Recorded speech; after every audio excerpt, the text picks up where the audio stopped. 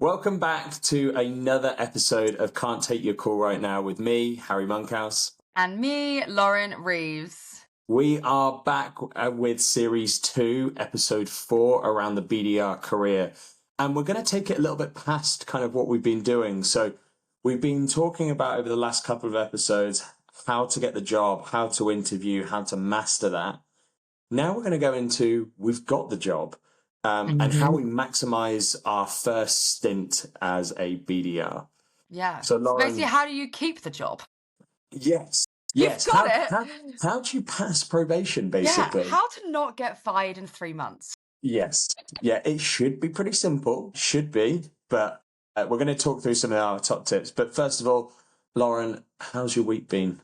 It's been a chaotic week, Harry. I can't bloody lie. Oh, God. It's just one of those weeks of like personal stuff. So me and my partner are moving out of where we currently live. Our tenancy comes to an end in March. We've been living with like my best mate for the last like 3 years. We just got to that point where we're like, right, I think it's time that we get your own space. Go separate ways. So a few weeks ago, it was all doing the flat searches, all of that jazz. Got a place, love it. It's got like a massive bay window, so I'm buzzing for like how bright and light it should be. Got the contract through, and it was like, oh yeah, your rent will be due on the 28th of each month. And obviously me and Casper were like, well, we both get paid on the last working day, so like that's going to be awful. So it had a whole debacle of like, can we just change it by like a day? Because obviously it's February, so we can go out on the 1st. Like that's all we want. Back and forth. You know, look, thanks to estate agents, I really appreciate the work you do, but also you make life so difficult. Why do they make life so difficult? I don't get it. Like, I'm going to give you so much money. I'm literally going to transfer you thousands of pounds for a house that I'm not even going to own yet. May I be like, you're like, Jesus Christ. Anyway, finally got that sorted. So officially signed the contracts. Thousands of pounds have been sent to bloody holding deposits and all the rest of it. So now I'm confirmed. My new home is secured for next month. So that's great. Good news. That's super exciting. It is good. I'm really excited, actually. It's also got we got a second room. It's like small, so it'd be a nice office space. Yeah. So I'm going to turn that. Yeah, it will. It's going to be my room because Cass only works from home like once-ish a week. So he's in the office all the time. So it doesn't make sense for it to be his room. So that's going to be my room, and I'm going to make it look really cool. And exactly, I'll have a new recording background that's not my lovely living room. So yeah, that'd be really nice, and just space for just two of us, which will be good. And then I had Fred again this week. We were just talking about this before we hopped on. Yeah. Had Fred again. Oh, mate, it's just so good. I'm buzzing for you. You're going as well, aren't you? Yeah, I'm going tonight. Very excited. Yeah, I feel like I feel like it's going to be, well, we've spoken about this, and I've been speaking to a couple of mates, so it's going to be a heavy one because it's like his USB 2. So like I prefer a lot of his like album stuff. Like his last couple of albums, I've really, really enjoyed. His USB stuff is like, don't get me wrong, it's phenomenal, but it's not my, like, I don't put that on to go to work or like in exactly my the same. time. Yeah, I love on a his night albums. out, love it, but it's not something I listen to. Whereas I think like Fred again, probably for not last year, but like the year before that, and the year before that has probably been like my second or top artist that I've listened to. So I love my go-tos are like Fred again and Barry Can't Swim. Oh, I love that guy. Yeah. Oh, I love Barry Can't Swim. It's such a vibe. You see, I normally go for Salute, and then why is the name escaping me so much? Oh my God. You're gonna have to go look at your raps after this. No. Disclosure. Yeah, I love listening to Disclosure, even some of that old stuff. Like we've gone to Berlin to go and see them before and stuff. It's great fun. That would be so good. Berlin's such a raving city. That would have been amazing. Yeah, it's so good. Yeah. So good. Love that. So it's been one of those weeks where, loads has been going on, lots of personal stuff, hectic, busy at work, all that jazz, but some really obviously good stuff, new home, good nights, got a friend's birthday this evening as well. And it's Valentine's weekend. I know. Aren't we lucky to be in love, Harry? So we get to go and be in love tomorrow with our loved ones. So that's nice. Yeah. Yeah, it should be good fun. This is my first Valentine's Day engaged. Oh my God, it is. It's your first Yeah, fiance. Wow. yeah. Not that I we always kind of forget get that you're engaged. Yeah, I still think we're too young. I forget that we're literally like full on adults. Like to me, I we're both know. still 23. I know. I honestly, sometimes it's quite depressing. I wake up and I'm like, oh shit, I need to be an adult today. But yeah, we've got a wedding venue now booked, so it'll That's so be exciting, mate. south of France for 4 days. So yeah, I feel like tomorrow will just be wedding planning. Shah's definitely excited to just sit down and get like the wedding Yeah, planner out and then like figure out what actually stuff that figure we things still haven't out. done. Yeah. But we're getting there. I mean, it takes time, but we're not getting married for another 20 months. But So is it end of next year? end of next year, Okay. September. So Nice. Nice. Oh God, that's the month I turn 30. I know, crazy, innit? Jesus. Yeah. So we shall see. We shall see. Nice. What But about you, Harry? How's your week been, mate? no, my week has been all good. It's like you said. I think we're balancing a lot of new stuff. The house feels very busy at the moment. Shah's all over the place with her new job, and then getting the wedding stuff sorted. I've just booked my trip to the Philippines next month. I'm building a team of 4 Nice. BDRs out there. So just getting everything sorted. It's just like I love when I get to a weekend. I'm like I haven't got much on, and then which is a little bit of this weekend, but everything at the moment just feels like I'm trying to book in time to see my mum, Yeah, and I know. I'm the I've got same. It's so bad, isn't it? I've got 2 weekends, and then she was like, "Oh, what next date can you do?" I'm like, 18th of July, and she's like, well, "How have you got that much stuff on?" I was like, "Well, I've got May. May I'm away for 3.5 weeks. I'm not even in the country, so Right. like, it's just gonna be absolutely mental." Oh Um, God. Oh so well, yes, it's all good fun though, isn't it? Look at us yeah, complaining indeed. about doing stuff. I know, it's such a hard problem to have. Literally. So we got the job. You've got the job. I always want to quote when I say that. Got the job on a technicality from a legend that recommended you. I don't know. Do you remember that meme of the United fan Andy Tate uh, about David Moyes? Oh, I do remember this. Yeah. Very nice. Best mates with Fergie. Um, but so we've got the job. What are some of the things that we could be doing? I think there's probably two parts to this. I think there's Yep. what could you be doing before going into a company, and then what you should be doing when you're in a company. Now, I think the list of things that you could be doing going into a company are a hell of a lot smaller than what you can be doing once you're in the company. And Agree. that's just because you just don't have access to all of their resources. Yeah. So I think it's about being organized. It also depends on what you're selling as well, because there might be loads of podcasts on your industry or whatever, or you might be quite niche and there's just nothing for you to go in and dive into. So yeah. 100%. So I think I'll probably start with a couple of really, really easy things. And probably maybe some things that are either obvious or overlooked. Reach out to your new colleagues. 100%. It's honestly, I find it so funny when people turn up and they're like, this is their first time interacting with anyone in the business. It's like, you should be pinging everyone in your team, being like, again, of course, do it after all of the security checks are done, just in case something bad comes back. Like, I always recommend that. Like, normally it's 2 weeks before you start reaching out to people, start Yeah. figuring out so that when you turn up, at least your first day isn't as nerve wracking, Yeah, because especially seen a if you're few going into the faces. office. Yeah.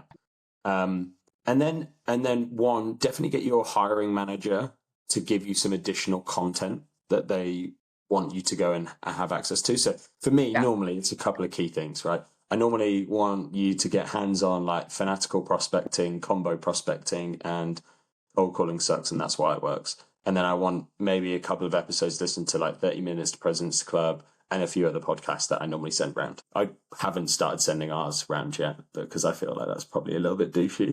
Do you know what? Oh my God, talking of Could that, you sorry. ever? Someone messaged me on LinkedIn and I did it for the first time. They were like, oh yeah, like really loving like the content. I'm actually going to be new. I'm trying to break into tech sales. And I literally went, funnily enough, I'm literally doing a series on this on my podcast. So you should definitely go and take it.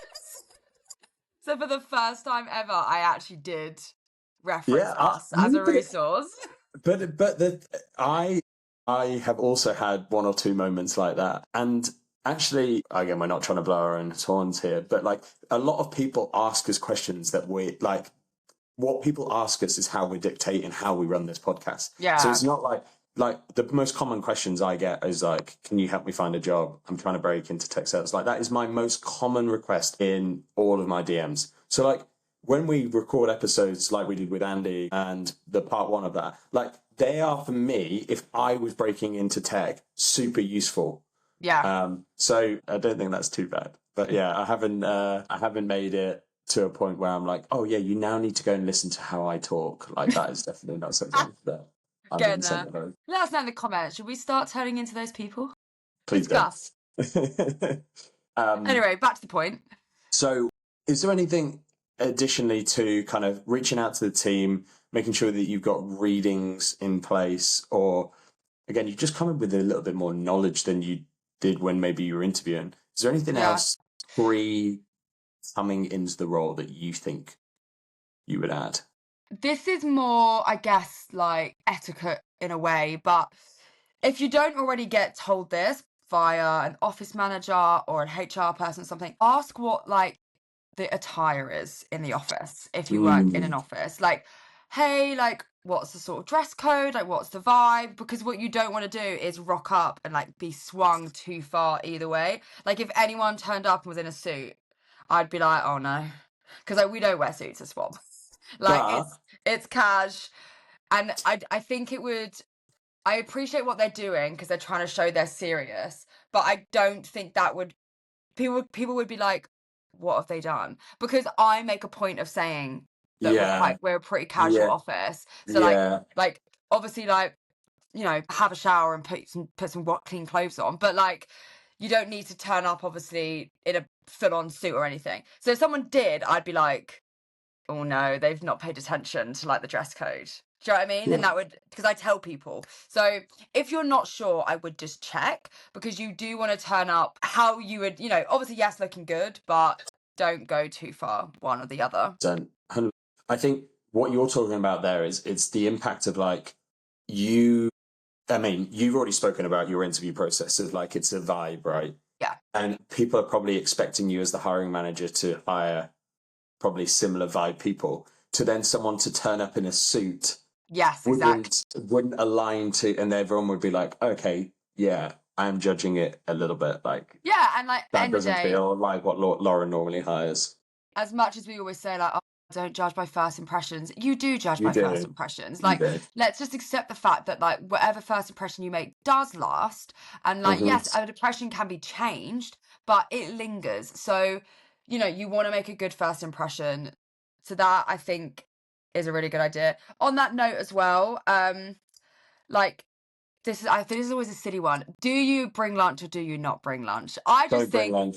bring Never whatever, bring lunch. do what No, you're comfortable with. no, never bring lunch. Never, On day one, never, why? never. Because I think what you've got to be doing, and again, I haven't worked in an office. Like I haven't gone in on a first day in an office for nearly 6 years. So like for me, my advice or something I would never do is bring lunch in. And the reason for that is because it's the easiest way. If you are someone that maybe is a little bit on the shyer side and Mm. like you're having to be buddied up with people and stuff like that, it's a really easy one to make conversation. So you can be like, even if you don't go to lunch with anyone, you can be like, oh, where's good round here to go for lunch? And then that creates a conversation. Or you take someone with you, being like, hey guys, are we going for lunch? If so, can I like tag along? And then Yeah. you get to mingle and you get to see. So I think by you bringing in your own lunch isolates you. So I hear you, but I also don't completely agree, because most of my team don't buy lunch. They have lunch. So actually, what happens is the new person comes in without lunch and they end up having to go and buy their lunch on their own because we're all sat there already eating. So then they have to come in with their lunch. Then we're like, oh, you can come join us now. And we're already like halfway done with our food. Oh, That's why I think do whatever you'd prefer. Like if you're like, I'm a money saver, or you're meal planning or a prepper or whatever, I think do it. Bring it in. That creates conversation too. That says a lot about Swap, because I would be someone that would be out for lunch every day. Really? Yeah, most of us bring it in. Like when I have had something on the night before or whatever, and I don't bring my lunch in, the team are shocked. They're like, "Oh my God, like you're having to go buy lunch." I'm like, "I know. I can't believe it. I'm having to go buy lunch." They're like, "That's awful." And I'm like, "I know, it's awful, isn't it?" Because it's like we're in Tottenham Court Road, so I'm dropping 13 quid Oh to yeah, buy yeah. lunch. Oh yeah, yeah, It's yeah. That's ridiculous. my 10 quid's my normal sushi dog order. Little poke Yeah. bowl I'm with a really lemon drink. into Salad Project at the moment. Oh yeah, very good, That's soft very bags. good. Yeah, So yeah, I think feel, and if you're not sure or you're just not like, ask. just ask. And that's what Yeah. that comes back to the point of like connect with your colleagues, like before you join. Like you could message someone that you know is another person on your team because you'd have asked the Hmm. hiring manager. Yeah. Hey, just wondering, like, do most people bring lunch in or do they go and buy lunch? Not sure what to do on my first day. Like, want to make sure that I get the chance to obviously chat with people. What would you recommend? Would you not, as a hiring manager, organise a first lunch? So I used to, But now the right? team's so big that it's so expensive every time. Yeah. And also, they kind of pick, like, most of us take lunch at 12, but some don't. And, Yeah. like, you're right. You could do that, but Just no do one your little likes. pods. You just do like Yeah. your most, like, a senior member, a newer member, and then who you're going to buddy them up with, and then them, and then you're only taking out like five Yeah, max. it's not a bad idea. Or I could just put lunch in everyone's calendars, like, and we all just sit in the office still. But Yeah, it's a case where everyone comes together and has lunch. yeah, I yeah, did used to do that actually. I don't know why I stopped doing that. That was ages ago. yeah. I think it's just But like one of those. That's such an easy thing to forget. spring back. That's yeah. Yeah, That's also an easy thing to bring back. Exactly. So I think the only other thing to be thinking about, which I've seen a couple of people. So it's similar with like the books. Just double check what some of the welcome benefits are. So like we have a work from home stipend, so you've got like 200 quid that you can spend on like office equipment. There's also like pre stuff that you can go and buy, but we also then have a learning budget. So like nice. I spend my learning budget pretty much on Audible tokens. This time around, I still don't know where they are, but I bought like 12 months worth of like Audible tokens and I can't find them. So I'm having to dispute that with Amazon. That's the most you thing I've ever heard. So I will go and spend like 100 and something pounds on that. And then that's how I build my library up.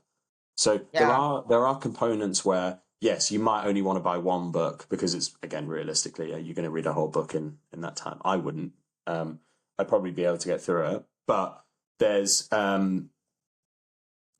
when you go into a new company, I normally try and max out a lot of the stipends very quickly, Yeah. just so that I can get the ball rolling. So that That's a might good then you idea. might be able to purchase some other stuff as part of that. Yeah. Question for you. As you've not worked as a new manager in an office before yet, have you? No, no. So, I mean, it's more, I guess, like a discussion rather than you My giving first like your view my because first day here though yeah. was in an office. My second ever meeting was the CEO. So I had a team meet and greet at 9, and then at 9:30 I had a one-to-one with the CEO. What did you do for lunch in your first day? Can you remember? Uh, Because I think it's really different as a manager than it is as an IC. Because as an IC, like they're your peers, they're like your equal, right? Whereas like as a manager, you don't want your yeah, team to feel like you're gonna just like always be there. But obviously yeah. you don't know anyone. So then you're like, do I just lunch with the other managers? What do I do? No, I can't remember what we did actually. I just always think it's No, it was a pizza day. So pizzas came into okay. the office. Yeah. Nice. Nice. Yeah, I remember I'd brought lunch in because I'm a nerd. But the rest of the team were going to buy lunch, so they were like, "Oh, do you want to come like and walk with us?" And I was like, I "Yeah, love how great." much we've spoken about food for 20 minutes in. We're 20 minutes in, and all we've done is speak about whether to bring your lunch in or not. Like, is this really something that people are going to be like, so the takeaway from this podcast has been Lauren likes to bring in lunch and Harry doesn't. Like, could you imagine? We're writing the description for this episode. Like, what a load of crap. People are listening in to get useful advice, and we're still talking about lunch. And we're now going into another lunch conversation about if you're a manager, do you lunch or not? The I think the point I'm trying to make is that I think the onboarding experience for a Yeah, manager is just it's very different as an yeah, IC. 100%. That's kind of what I'm saying in this conversation. Yeah, and I think that actually flows very not well. I think that flows into the onboarding experience, like what you're talking about. Yeah. Even like some of the e-learnings and some of the group sessions, like with a lot of like the individual IC stuff. I would say when you're in these onboarding cohorts and you're almost testing like their knowledge and stuff like that. Like as a manager, I think you tend to stay quieter as part of these sessions because like I remember when I went through like Sandler training, like I had partially gone through Sandler training, or like when I go through like medic training, I've already done 2 certifications of medic. Yeah. So I might know the answer. So I always find like try and stay as quiet as possible. Whereas when I was an I would definitely want to be a lot more louder within those groups and ask a lot more questions. Yeah, show that you're really engaged, that you're paying a lot of attention. Yeah, I agree with that. So I think there is a little bit different there. But so let's say we've got the job, we've done some of the pre-readings, we've decided to bring in our lunch and sit with everyone as part of this. I think we were discussing this pre this, but like you will hear the term. If you're new into sales, you'll probably hear this. If you're already in sales, you already know this. A 30, 60, 90-day plan. So like, how do you win your first month, your second month, and your third month? We were agreeing before jumping on here, what a fucking load of shit they are. Like, no, I haven't met anyone that's sent me a 30, 60, 90-day plan and then like executed it. But most importantly, even like talked about it. Yeah. Like, I don't see people go, oh, look, by the way, Lauren, do you remember as part of an interview process, here was my 30, 60, 90. Oh, and by the way, here is how I've performed against what my 30-day plan is. It goes out the window the day you land in seat. Because also, once you land in the seat, you actually can see what the problems are. You can actually see what impact you make. So you end up having to rejig everything. Like I remember going in and being like, this is what my first month's going to look like. Da-da-da-da. Started and was like, oh, this is a team that have no idea what having a manager is like. This is going to be way harder than I ever anticipated on that front. Like I didn't think it was going to be that hard. I thought I was going to be more worried about this bit. So yeah, I think don't go in with like, these are my expectations. This is what go with what's happening around you. Like, what are you learning? What are you seeing? Like, what the gaps are? What do you need to do? And then go from there. Because I think 30, 60, 90 is a great in an interview because it kind of, it does allow the hiring manager, especially as if you're hiring for a manager, to get an idea of how that person thinks. Like, what do they think is a long-term thing to focus on? What do they think is a short-term? Like, great 100%. For that. But it's a great exercise. It's great exercise. But once you're in, nah. Yeah, nah, out the window. It's a load of rubbish. So, I'll be intrigued to hear how you break down that kind of first stint, because I've always thought about it. People always ask like, "Oh, what do you expect of me in my first month?" And I'm like, nothing. Yeah, like, I said the same thing. Just like chill out, like get to know everyone, become like a member of this team. Make sure that you understand the product. Completely agree. Super important. And then, how long's your onboarding process? Like startup vibes, maybe like 3 weeks, 2 weeks. Yeah, mine. So mine's 4 weeks. So like you're not doing anything for 4 months. Wow. 4 weeks. God, that's a nice role. Can I be a BDR at last month? So you're not doing anything for 4 weeks. So realistically, in that time, you're meeting the team, learning the product, shadowing tons, and then you're just basically doing a ton of role plays with me. And that I'm exactly the same. People will say to me, you know, what does success look like for you in my first 30 days? And I say, that you get to the end of that 30 days and you actually still like working here, Yeah. and that you understand the product. I'm not expecting you to be able to demo it, but I'm expecting you to be able to give me a clear idea of what the product does.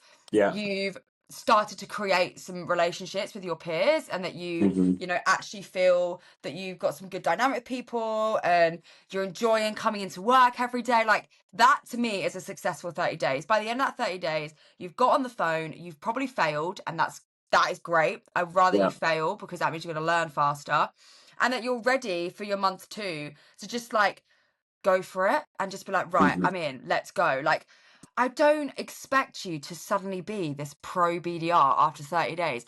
And that's why probation's 3 months, because that's unrealistic. Like, Mine's 6. is your 6? Yeah, I'm 6 not months. opposed to 6. I'm not gonna lie, I'm not, because I think that especially as a BDR, when you're green, it takes 3 months to really get the swing of the role. And then the next 3 months is actually Yeah. seeing if you can do the Do role the properly. roles. So Yeah. I do actually agree with 6 months.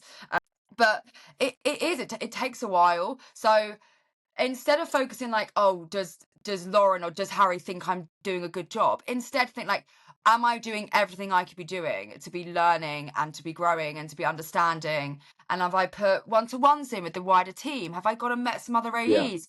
Have I figured out what the other departments are? Like, what are you doing in that? That to me shows me you care. I just want to see curiosity. That's Oh, it. 100%. That's what I I was want to see. going to say the same thing. It's just questioning everything. Yeah. Like, why? And I think one of the things that I see top performers, or people that I think do really well at being onboarded, they go above and beyond in certain moments. Yeah. So if there's one thing to take away from this, it's to build your own playbook from day one. Yeah. So when you learn something, note it down. When you Yeah. learn something, note it down. And then actually go in with that in your one-to-one with your manager. Because it's not about me and you correcting whether that's wrong or right. It's you being able to articulate some of the learnings back. And that what that does as a manager is that builds trust really quickly of like, she gets it. Like Yeah. she's noting it down, she's writing about it. And that's super, super important is to build, like, by the way, that playbook should be something that you use forever. And Yeah. actually Just keep adding to it, removing. you keep adding to it. And then guess what? You're able to then become a little bit more of a senior member in the team, because then it'll be like, copy what this person did. She can show you through her playbook. That building of trust, like something that I think, again, we probably won't touch on it too much within this, but you have one of the hardest skills that you have to learn at being new into a company or new into a role or new into sales is learning how to manage managers really effectively. Yeah. And one of the biggest things, there are people who I trust more than others within any organization that I work. And that's because they have done certain behaviors or certain things that allow me to build that trust a bit quicker. And then that allows me to have a bit more confidence, which gives them a bit more breathing room, which means that when I ask them to do something, I believe that they're able to do it rather than, oh, actually, I might need to do a training on that. So definitely go and do it, and then go and explore the additional things like Lauren was saying outside of what you've been given. So again, I'm probably not going to set you up for a one-to-one with legal, but No. you might want to go and meet legal, right? Yeah. There might be a couple of connections that you need to go and make. And I think just never lose that. Like new people that join the business, even if I have a couple of people that I normally meet when new starters in the US join, even if they're not connected to my team at all, I just make sure I reach out to and just have a chat with. To never lose that. But I think the 30 days that you do have is just, like you said, just get your head down and just start to feel comfortable. Yeah. Yeah. Yeah. All I want to see in your first quarter is exactly what you said. You've just been trying really hard. You've been jumping in feet first. You're getting Mm-hmm. on the phone. You're not afraid to just like make a mistake and sound Mm-hmm. silly, because you know you're going to learn and you're going to grow. And you're just really trying to find your place in the team. That's so Yeah. important to me. Everyone brings different things. I think that's what makes a brilliant team, is when every person adds something in some way. So what's Mm-hmm. your thing going to be? What are you going to be? And I say this to my new reps all the time, like, when you think of, our top cold caller, who do you think of? When you think of our best emailer, who do you think of? Okay, so Great point. what do you want people to think of when they think of you? 100%. That person, you always go to that person when it comes to X. Yeah. What is that going to be? And you're not going to know it straight away. It takes obviously getting into the role, figuring it out, but just think about that. Like, what can my stamp be? And then that's where you have an impact. And then people want you here, like no matter how you perform, it does make people go like, oh, but they're such a good team player. They do so much for the team. Let's keep supporting them and helping them, because 100%. you're not just a target. Yeah, 100%. I couldn't agree more. I say exactly the same thing. So now we've kind of got past onboarding and we've gone through all of those points. I think the final thing is just always be asking for feedback as well. Like every single one-to-one, every time you meet with any person in enablement or your buddy, always ask for feedback. So we've got through that. How do you think about the next stint then? So we're probably now starting to get onto the phones. How do you do this? Like, do you just drop them in at the deep end and see how quickly they can get going, or are you a little bit more methodical? I have a bit of baptism by fire. So by start of week three, they've been given week 2, they're given their accounts to just start going through with their AE, just to start looking at them, get an idea of them. But week 3, they're on the phone. I only give them like a small KPI. Like I'll be like, depending on their experience. If they're brand new, I'll be like, aim for 100, but I only really want them to get to 50. But like seeing what they do tells me a lot. If they've actually done that before, I'm like, you're getting to 100. Like, how to cold call. If they've been a BDR before, they should be on the phone immediately. Yeah. Almost. So I definitely think experience plays an impact into what my expectations are of the rep. But by week 3, you're just on the phone, and I just want to see you do it. That's it. And like I've been saying, it can be really bad. It's okay. I'm expecting you to muck up. I'm expecting the prospect to say the most basic objection of, sorry, I'm busy. And you go, okay, no worries, I'll call back later. Because you're new and it's scary and it's terrifying. And you're like, oh my God, cold calling's really awful. Because that's how you feel when you first start it. That's great. But are you doing it? Are you just getting on with it? Are you picking up the phone every day? Or are you leaving it to the end of the week? Or are you like, that's what I'm looking out, because if I see things like that, these are all little amber flags. And I think, okay, they put off things they don't like to do. Well, what's going to happen if they're having a bad month or a bad quarter? So it's things like that. I just get going. And then it's just trying to find a bit of consistency. Like, figure out your day-to-day, figure out your week. What does that look like? What do you want it to start looking like? You can change it. You can reiterate it. It doesn't have to, whatever you set hasn't got to stay like that. But just create your week plan and make that your plan, and do that for a few weeks so you get some consistency. Once you know what is and isn't working for you, you can adapt your week and make it better. And you can do that in our coaching sessions as well, right? Like, that's what I'm here for, is to help you also figure out what a good week looks like. But just try and create that. That's also such a good sign for me when I'm like, right, they're already thinking, okay, like, I'm really good. I like prefer cold calling in the morning. So I'm going to cold call here and here and here. And then I'm going to do my afternoon cold calling with groups of people instead. Like, if I'm seeing you think about things like that already, I'm like, this is good. This is a great sign. Love this. So and that's also what I'm looking for in month 2. That is it. I just want consistency in month 3. In month 2 and month 3, that is what I'm after now. Like, just getting on with it. And I obviously want meetings on the board within that time. You'll get given a little target that I expect you to try and hit. But I'm not like stringent on a number. Like, if I've said like you have, like, this is the target you hit, if you don't hit it, I'm not going to be like, you're out. Target. Like, put them. Yeah, it's we like do 50%. It based on time they join in the quarter, because we're on quarterly target. So they get month 1 free, no target, and then we just do active weeks divided by a full target, and it works it out. So I've got some people that are on a ramp target of 9 for the quarter right now. I've got some that are on 4 because they've only just started in the quarter. So it varies like that. But so either way, you get your first month free. Free. You're just we're the same. First month free, and then you've got like a 25%, 70, and then a 75%, and then you move into 100%. Which will end up adding up the same, I imagine, as what we are basically. So That's it. That's all I'm looking for in your first 3 months. And the thing is that I really think that it's hard to fuck it up. Like, to fuck it Yeah. up, yeah, that means that you're just not putting the work in. It means you're not asking me questions. Hmm. You're not, trying new things and like failing and sending things for feedback. Like, if you're not doing any of that, then yeah, you're not doing a great job. But It's a I lot of, think it's actually impressive to not be doing yeah, any of that. it's a lot of, from a manager's point of view. Again, the BDR role, by the way, is we're agreeing is a very, very different expectation to any other role going into Yeah. sales. If you go into an AU role, you do not have the same level of grace. No, Um, not at all. Not at all. so the BDR is a very unique position because it's normally classed as more of an entry role into this. But like I think we're agreeing, it's similar to the interview process. It's a vibe.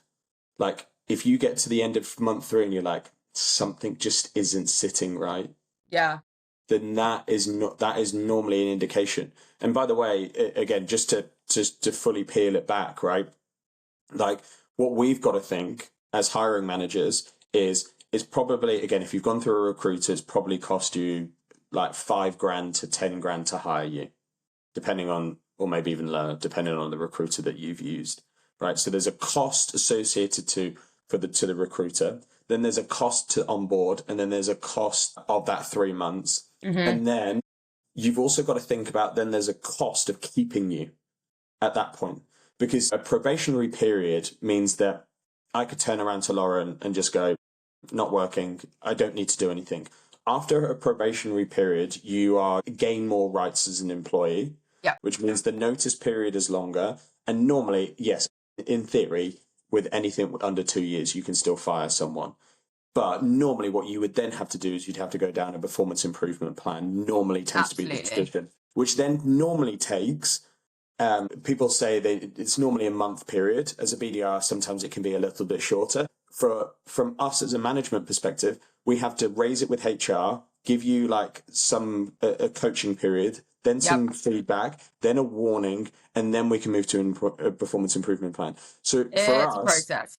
there's probably, if we, let's say you pass your probation and then we turned around at the probationary period and like 2 weeks later we're like, I don't think this is going to work. We've then got to probably enter another maybe a month to 2 month period to potentially try and Yep. transition you out of the business, right? And again, like we're not sugarcoating a PIP. A PIP is normally tends to mean like, hey, we do want to keep you there. And by the way, I've seen some PIPs work really, really well. I failed my probationary period and I got in a month extension and then I became the top performer 18 months in a row. So like it sometimes can work. In fact, But well, out of all the pips I've had, I've only not passed. I've only had one person not pass. Yeah, which Everyone is else has passed their unbelievable. pip Which because it's an improvement plan. The whole point is to give you is extra to support and improve. coaching. Yeah. Yeah, 100%.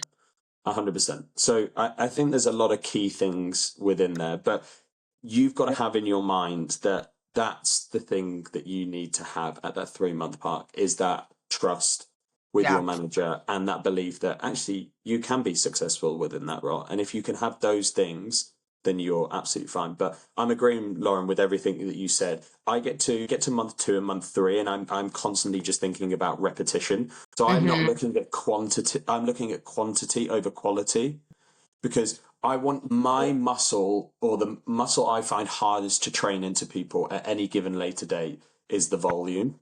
Mm. So I like my new BDRs coming in, and yes, like you said, having a smaller target to start, get a feel for it. I know I said I have a 4 week onboarding period. I try and get them on the phone at week 3 as well, Yeah. but they still have to go through an additional onboarding process as part of that.